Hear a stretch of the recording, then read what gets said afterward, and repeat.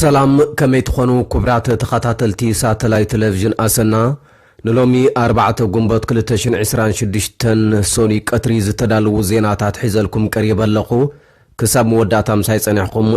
كتكاتاتلو بخبري يعدم اب لعل التግራይ ዳግማይ ወራር ንምክያድ ኣብ ምሽብሻብ ምህላው ዝሕበር ስርዓት ብልጽግና ናብ ዶባት ኤርትራን ትግራይን ቅረባ ኣብ ዝኾኑ ከባቢታት መቆጻጸር ማእከል ድሮናት ይተክል ከም ዘሎ ምንጭታት ምሕባሮም ኣብ ኣደባባያ ዝካየድ ዘሎ ስብከት ናብ ምትፍናን ይመርሕ በምህላውም ብቅጽበት ጠጠው ክብል ትካላት ሃይማኖት ዞባ መቐለ ምጽዋዖም ኣብቲ ዶናልድ ትራምፕ ዘአወጆ ንዝተዓግታ መራክብ ንምውፃእ ኣብ ዝግበር ዓይነት ወተሃደራዊ ወፍሪ ፕሮጀክት ሓርነት ንምድጋፍ ሰራዊት ኣሜሪካ ልዕሊ 15,000 ወተሃደራትን 100 ነፈርትን ከም ዘዋፍር ማእከላይ እዝ ሴንትኮም ክሕብርን ከሎም ኢራን ብወገና ሓንቲ ወተሃደራዊ መርከብ ኣሜሪካ ምቋዓ ምግላጻ ፖሊስ ዓባይ ብሪጣንያ ኣብ ልዕሊ ክልተ ኣይሁዳውያን ደቂ ተባዕትዮ ዝተፈጸመ መጥቃዕቲ ካራ ስዒቦ ግብረ ራዕዳዊ መጥቃዕቲ ከም ዝተፈጸመ ምግላጹ ዝብሉን ካልኦትን ዜናታት ሒዘልኩም ቀሪበ ኣለኹ ክሳብ መወዳእታ ምሳይ ጸኒሕኩም ዝርዝራቶም ክትከታተሉ ብኽብሪ ይዕድመኩም ኣብ ልዕሊ ትግራይ ዳግማይ ወራር ንምክያድ ኣብ ምሽብሻብ ከም ዘሎ ዝሕበር ስርዓት ብልጽግና ናብ ዶባት ኤርትራን ትግራይን ቅረባ ኣብ ዝኾኑ ከባቢታት መቆጻጸር ማእከል ድሮናት ይተክል ከም ዘሎ ምንጭታት ሓቢሮም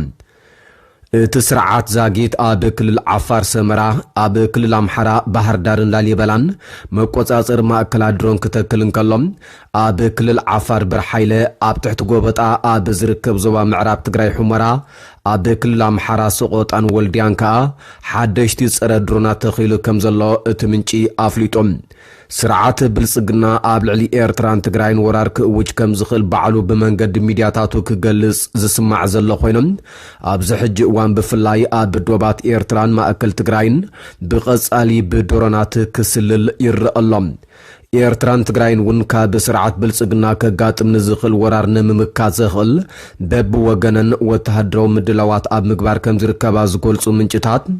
ብፍላይ መራሕቲ ህወሓት መዓልታዊ ምንቅስቓሳቶም ንጥፈታቶምን ኣብ ትሕቲ ቁፅጽርን ክትትልን ድሮናት ብልጽግና ከይኣትዉ ዝከላኸል ስጉምትታት ኣብ ምውሳድ ቁልጡፍን ዘተኣማምንን ምትዕጽጻፍ ይርእዩ ከም ዘለዎ ይሕብሩ እዚ ከምዚልን ከሎ ስርዓት ብልጽግና ኣብ እዋን ደርግን ኢፌድርን ኣባላት ሓይሊ ኣየር ተሃገር ዝነበርሞ ኣብዚ ሕጂ እዋን ግና ብጥሮታ ይኹን ካልእ ምኽንያት ተሰናቢቶም ዝርከቡ ናብ ሓይሊ ኣየር ተሃገር ክጽምበሩ ጻውዒት ኣቕሪቦም ካብ ዝተፈላለዩ ሃገራት ዘይተኣደነ ኣጽዋራት ኮጓርትን ኣማይታ ሸሓት ሰራዊት ከሰልጥንን ዝረአ ዘሎ ስርዓት ብልጽግና ኣብታ ሃገር ኣጋጢሙ ዘሎ ከቢድ ፖለቲካውን ጸጥታውን ቅልውላው ኣብ ክንዲ ምፍትሑን ህዝቢ ኢትዮጵያን ህዝብታት እቲ ዞባን ናብ ድቕ ዝበለ ደማዊ ኩናት ንምእታው ለይትን ቀትርን ክሰርሕ ይረአሎም ኣብ ኣደባባያት ዝካየድ ስብከት ጠጠው ክብል ትካላት ሃይማኖት ዞባ መቐለ ጸዊዖም ኣካብ ትካላት ሃይማኖት ዞባ መቐለን ሓላፋ ሃገረ ስብከት መቐለን መጋቢ ምስጢር ቀሲስ ወልደ ያሬድ መብራህቱ ብፍላይ ተመዛብልትን ብሓፈሻ ድማ ህዝቢ ትግራይን ኣብ ከቢድ ጸገም እናሃለወን ብሽም ሃይማኖት ሰላም ዝህውኹ ኣካላት ኣደብ ክገብሩ ኣተሓሳሲቦም ሃይማኖት ንሓድነት እምበርና ኣፈላላይ ምኽንያት ክኸውን የብሉን ዝበሉ ኣካብ ትካላት ሃይማኖት ዞባ መቐለ ኣብ ኣደባባያት መቐለ ካብ ልሙድ ወጻእ ድምፂ ብዝህውኽን ሰላም ብዝዘርግን መንገዲ ሃይማኖት ምስባኽን ጥሩየታት ከም ዘለዎ ሓቢሮም ኣባላት ኣመራርሓ ትካላት ሃይማኖት ዞባ መቐለ ሓጂ ኑሩ ስዒድ ኣባ ሓጎስ መድህንን ወንጌላዊ ብርሃኑ ኣረጋውን ብወገኖም ብሽም እምነት ሰላም ከባቢና ዝዘርግ ኣብ ኣደባባያት ካብ ሰባት ፍቓድ ወጻኢ መጋውሒ ድምፂ ብምጥቃም ምስባኽ ጠጠው ክብል ኣተሓሳሲቦም ኣብ መንበር ገዛ ወይ ከዓ ኣብ ቤተ ጸሎት ናይ ምጽልላእን እምኒ ብምድርባይን ምቁሻሽን ኣካል ምጉዳልን ትርኢታት እውን ሰላም ስለ ዝህውኹም ብኣጎም ስርዓት ክሕዙ ከም ዝግባእ ገሊጾም ዝኾነ ሰብ ብሰንኪ ሃይማኖት ዝኾነ ጉድኣት ክበጽሖ የብሉን ዝኾነ ሰብ ድማ ብስም ሃይማኖት ክርበሽ የብሉን ዝበሉ እቶም መራሕቲ ሃይማኖት እቲ ሕጂ ኣብ ኣደባባያ ዝግበሩ ስብከት ድማ ካብ ደገ ተልእኾ ከም ዘለዎም ሓቢሮም ኣብዚ ሕጂ እዋን ህዝቢ ትግራይ ተደራራቢ ፀገማት ኣብ ዘጋጠሞ ብደጋ ሓይልታት ብዝመፀ ፀገም ክሕመሳ ይግባእ እንድሕር ምባል ኩሎም ሃይማኖታት ንዘመናት ዝፀንሐ ክብርታት ህዝብና ምክብባርን ምርድዳእን ሕጂ እውን ተጠናኺሩ ክቕፅል ከም ዝግባእ እቶም መራሕቲ ሃይማኖት ምዒዶም ኣብቲ ትራምፕ ዝኣወጆን ዝተዓግታ መራክብ ንምውፃእ ኣብ ዝግበር ዓይነት ወተሃደራዊ ወፍሪ ፕሮጀክት ሓርነት ንምድጋፍ ሰራዊት ኣሜሪካ ልዕሊ 15,000 ወተሃደራትን 100 ነፈርትን ከም ዘዋፍር ማእከላይ እዚ ሴንቲኮም ገሊጾም እቲ እዚ ብሰንበት ኣብ ዘውፅእ መግለጺ ሓይልታት ማእከላይ እዚ ኣሜሪካ ብመጻብባ ሆርሙዝ ዝግበር ጉዕዞ ንግዳዊ መራክብ ውሕስ ንምግባርን ናጽነትን ንምምላስን ካብ 4 ጉንበት ንፕሮጀክት ሓርነት ምድጋፍ ክጅምሩ እዮም ይብል እዚ ደገፍ 15,000 ኣባላት ሚሳይላት ዝዓጠቓ መራክብን ልዕሊ 100 ነፈርትን ዘጠቓልል ኮይኖም ሴንትኮም ርብዒ ካብ ንግዲ ነዳዲ ዓለምን ብዙሕ መጠን ፍርያት ድኹዕን በቲ መጻቦ ከም ዝጓዓዝ ይሕብር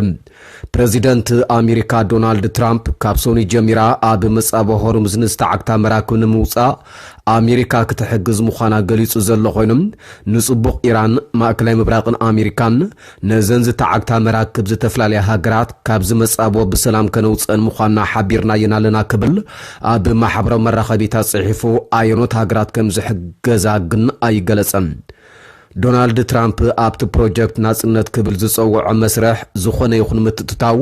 ብሓይሊ ከም ዝፍታሕ ኣፈራሪሕሎም ኢራን እቲ ኩናት ኣብ ለካቲት ካብ ዝጅምራት ሒዞም በቲ ዓብዪ ዓለም ለኻዊ መስመር ማይ ኣቢለን ዝሓልፋ መራክብ ደሪታቶ ጸኒሓ እያ ኣሜሪካ ብወገና ኣብ ወደባት ኢራን ዕግታ ሓይሊ ባሕሪ ኣጽኒዓ ዘላ ኮይኖም ኣዛዚ እስላማዊ ሓለዋ ሰውራ ኢራን ዝነበረ ላዕለዋይ ኣባል ባይቶ ኢራን ኢብራሂም ዓዚዚ ዝኾነ ምትእትታው ኣሜሪካ ከም ምጥሓስ ስምምዕ ዶ ምባል ተኽሲ ከም ዝቝጸር ኣፍሊጦሎም ኣብቲ ዶናልድ ትራምፕ ዝጸሓፈ መልእኽቲ ወከልቲ ኣሜሪካ ምስ ኢራን ኣዝዩ እወታዊ ዘተ ይገብሩ ከም ዘለውን እቲ ዝርርብ ንኹሉ ኣዝዩ እወታዊ ነገር ከምጽእ ከም ዝኽእልን እውን ገሊጾም ትራምፕ ወሲኹ እቲ ስርሒት ኣየኖት ሃገራት ከይዘርዘረ ብስም ኣሜሪካ ኢራንን ካልኦት ሃገራት ማእከላይ ምብራቕን ዝግበር ሰብኣዊ ምልክት ክኸውን እዩ ክብል ጽሒፉ ምስ ቴህራን ዝግበር ምትሕብባር ብኸመይ ከም ዝመሓደር ተወሳኺ ዝርዝር ሓበሬታ ግን ኣይቕረበን ትራምፕ ኣስዒቡ ኣብ ኩሉ ኩነታት እቲ ከባቢ ንመጓዓዝያ ባሕሪ ውሑስ ክሳብ ዝኸውን ንድሕሪት ከም ዘይብሉ ከምኡውን ካልእ ኩሉ ምንቅስቓስ መርከብ ፍጹም ጉድለት ንዘይገበሩ ሰባት ኩባንያታትን ሃገራትን ሓራን ንምውፃእ ጥራይ ዝዓለመ ምዃኑ ገሊጹ ብኻልእ ዜና ሰራዊት እስላማዊ ሓለዋ ሰውራ ኢራን ናብ ወሽመጥ ሆርሙዝ ክትኣቱ ዝፈተነት ወተሃደራዊት መርከብ ኣሜሪካ ብክልተ ሚሳይላት ተወቂዓ ንድሕሪት ከም ዝተመልሰት ክሕብር እንከሎም ብጽሕፈት እዚ ምክልኻል ኣሜሪካ ግና ዝኾነት ናብቲ ወሽመጥ ክትኣቱ ዝፈተነት መርከብ ዝተወቕዐት ወይ እውን ንድሕሪት ዝተመልሰት የላን ክብል እቲ ብመንገዲ ማዕከን ዜና ፋርስ ዝተፈነወ ዜና ሓሶት ክብል ነጺግዎም ፖሊስ ዓባይ ብሪጣንያ ኣብ ልዕሊ ክልተ ኣይሁዳውያን ደቂ ተባዕትዮ ዝተፈጸመ መጥቃዕቲ ካራ ስዒቦም ግብረ ረዓዳዊ መጥቃዕቲ ከም ዝተፈጸመ ኣፍሊጦም እቶም ክልተ ኣይሁዳውያን ኣብ ሰሜናዊ ለንደን ጎልደርስ ግሪን ኣብ ዝበሃል ከባቢ መጥቃዕቲ ካራ ተፈጺምዎም ፖሊስ እታ ሃገር እዚ ተግባር ግብረ ረዓዲ ከም ዝኾነ ኣፍሊጦም እቶም ግድያት ወዲ 34 ዓመት ሽሎሜራንድን ወዲ 76 ዓመት ሞሸሽንን ዝበሃሉ ኮይኖም ኣብቲ መጥቃዕቲ ዝተፈጸመሉ ከባቢ ሽዑ ንሽዑ ሕክምና ክግበረሎም እንከሎም ኣብዚ ሕጂ እዋን ኣብ ሆስፒታል ኣብ ድሓን ኩነታት ይርከቡ ወዲ 45 ዓመት ኣብ ሶማልያ ዝተወለደ ብሪጣንያዊ ውልቀ ሰብ ብፈተነ ቅትለ ተጠርጢሩ ኣብ ቀይዲ ውዒሉ ዘሎ ኮይኖም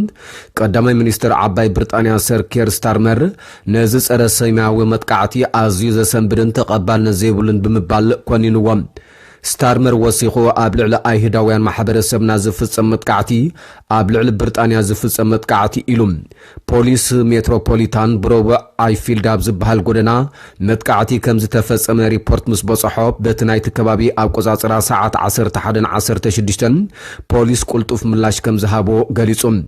እቲ ጥርጡር ንቁልጡፍ ምላሽ ናብቲ ቦታ ንዝኸዱ ፖሊስ ክወግእ ፈቲኑ እኳ እንተነበረ ዝወረደ ጉድኣት ግና የለን ይብል እቲ ዜና ወሲኹም